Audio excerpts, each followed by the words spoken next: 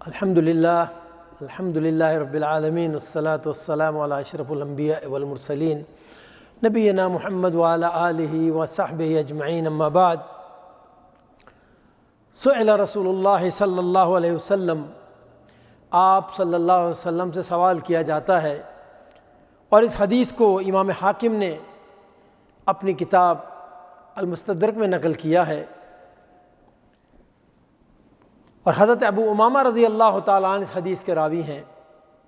وہ بیان کرتے ہیں کہ آپ صلی اللہ علیہ وسلم سے سوال کیا جاتا ہے۔ کیا سوال کیا جاتا ہے؟ مل ایمان یا رسول اللہ صلی اللہ علیہ وسلم، اے اللہ کے رسول، ایمان کیا ہے؟ ایمان کی تعریف کیا ہے؟ آپ صلی اللہ علیہ وسلم ساتھی کی بات کو سنتے ہیں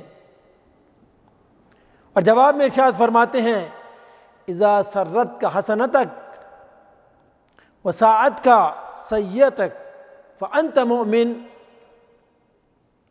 اللہ اکبر! کیا فرمایا؟ اگر نیکی کرنے سے، کوئی اچھا کام کرنے سے،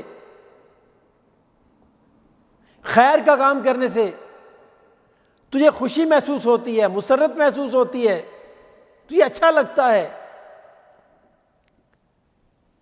اور آگے کیا فرمایا؟ وساعت کا سیئت کا، اور اگر تجھ سے کوئی گناہ سرزد ہو جائے،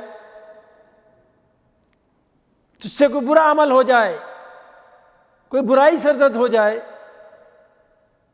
تو تجھے رنج پہنچے، تکلیف ہو، غمگین ہو جائے، تجھے اچھا نہ لگے، اگر تمہاری یہ کیفیت ہے کہ نیکی تجھے خوش کر دے اور برائی تجھے غمگین کر دے، فأنت مومن، تو پھر تو مومن ہے۔ اللہ اکبر! ہر شخص کہنے والا بھی اور سننے والے بھی اپنا اپنا جائزہ لے سکتے ہیں۔ نبی اکرم صلی اللہ علیہ وسلم نے ایک پیمانہ ہمیں عطا فرما دیا، ایک آئینہ ہمیں دکھا دیا کہ ہر شخص اپنا جائزہ خود لے سکتا ہے کہ میرے میں ایمان کی مقدار کتنی ہے، میں مومن کہلانے کا مستحق ہوں کہ نہیں۔ اگر واقعی نیک کام کر کے مجھے خوشی محسوس ہوتی ہے، اور جب خوشی محسوس ہوتی ہے تو انسان کا دل کرتا ہے اور کرنے کے لیے، اور اگر برا کام کر کے، گناہ کر کے، غلط کام کر کے مجھے تکلیف محسوس ہوتی ہے، رنج محسوس ہوتا ہے، غمگین ہو جاتا ہوں، اداس ہو جاتا ہوں، تو اس کا مطلب یہ ہے کہ اللہ کے فضل و کرم سے اللہ نے میرے سینے میں ایمان کو رکھا ہے۔ نبی اکرم صلی اللہ علیہ وسلم بشارت سنا رہے ہیں، اگر تیری یہ کیفیت ہوتی ہے تو تیرا شمار مومنوں میں ہے۔ اللہم اجعلنا منہم یا رب العالمین۔ اسی طرح آپ صلی اللہ علیہ وسلم نے ایک اور حدیث میں ارشاد فرمایا، امام احمد رحمہ اللہ تعالیٰ نے اپنی کتاب میں اس حدیث کو نقل کیا ہے، اور حضرت ابو ہریرہ رضی اللہ تعالیٰ عنہ اس حدیث کے راوی ہیں۔ وہ روایت کرتے ہیں کہ نبی اکرم صلی اللہ علیہ وسلم نے ہم سے ارشاد فرمایا، یعنی اپنے صحابہ سے ارشاد فرمایا کہ سنو، اپنے ایمان کو تازہ کرتے رہا کرو۔ اللہ اکبر! ایمان کو تازہ بھی کرنا پڑتا ہے۔ نبی اکرم صلی اللہ علیہ وسلم تربیت فرما رہے ہیں۔ عرض کیا، یا رسول اللہ صلی اللہ علیہ وسلم، ہم اپنے ایمانوں کو کس طرح تازہ کیا کریں؟ ہمیں بتلائیے۔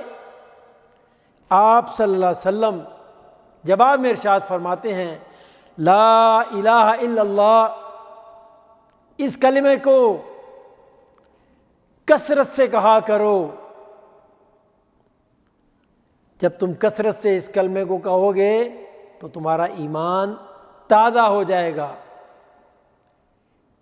اللہ اکبر! نبی اکرم صلی اللہ علیہ وسلم اپنی امت کی اپنے صحابہ کے ذریعے تربیت فرما رہے ہیں۔ اللہ اکبر!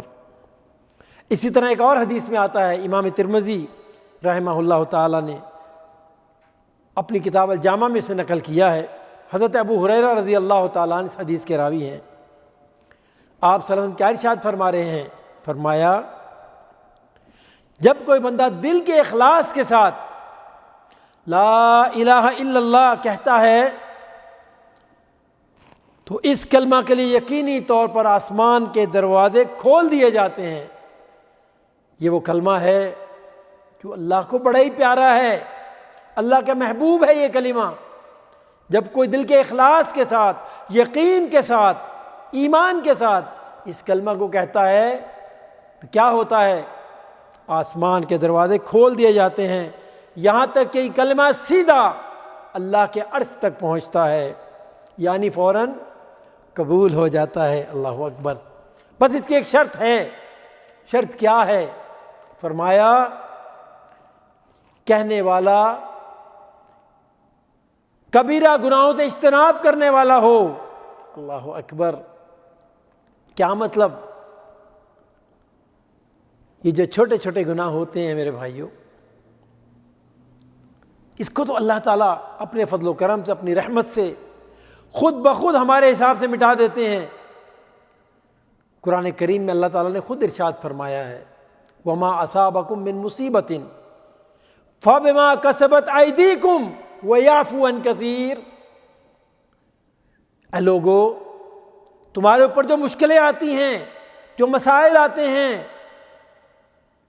جو مصیبتیں آتی ہیں، یہ تمہارے اپنے ہاتھوں کی کمائی کی وجہ سے آتے ہیں، یعنی تمہارے گناہوں کی وجہ سے آتی ہیں۔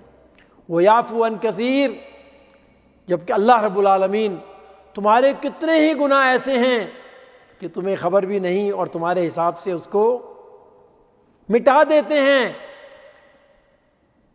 ہم کتنی جگہ پڑھتے اور سنتے ہیں، ایک حج سے دوسرا حج، ایک عمرے سے دوسرا عمرہ، ایک جمعے سے دوسرا جمعہ، اللہ اکبر، ایک رمضان سے دوسرا رمضان، پڑھتے ہیں، سنتے ہیں کہ گناہ صغیرہ اللہ تعالیٰ معاف فرما دیتے ہیں۔ جب بندہ وضو کرتا ہے،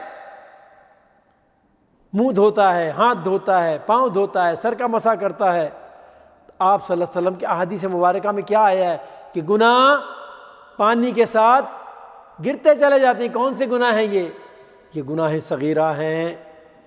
گناہ کبیرہ کے لیے اجتناب کرنا ضروری ہے، لیکن اگر گناہ کبیرہ سرزد ہو جائے تو کیا کرنا چاہیے؟ توبہ کرنی ضروری ہے اس کے لیے۔ تو جو شخص گناہ کبیرہ سے اجتناب کرتا رہے اور اخلاص کے ساتھ یہ کلمہ ادا کرے، اللہ اکبر۔ اور اس کا اخلاص کیا ہے میرے بھائیوں؟ صحابہ نے 13 سال لگائے تھے اس کلمے کے اخلاص کو سیکھنے کے لیے۔ اخلاص یعنی اس کے یقین کو سیکھنے کے لیے۔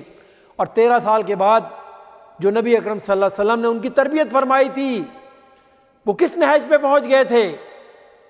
یقین کی کس کیفیت سے دو چار تھے کہ خود فرماتے اگر آج ہمارے سامنے جنت اور دوزخ کو لا کے رکھ دیا جائے، ہمارے ایمان میں رتی بھر فرق نہیں آئے گا۔ اتنا پختہ ایمان ان کا بن چکا تھا اس کلمے کے اوپر، اس کلمے کے اوپر اتنا اخلاص پڑ چکا، اتنا اخلاص ان کے اندر پیدا ہو چکا تھا۔ یعنی وہ جو ہمارے کچھ بھائی کہتے ہیں نا کہ ایک اللہ سے ہونے کا یقین پیدا ہو گیا تھا اور اللہ کے غیر سے کچھ نہ ہونے کا یقین پیدا ہو گیا تھا، اصل میں یہی بات ہے، اس کلمے کا اخلاص یہی ہے۔ اللہ اکبر۔ اللہم صلی علی سیدنا محمد وعلی آلہ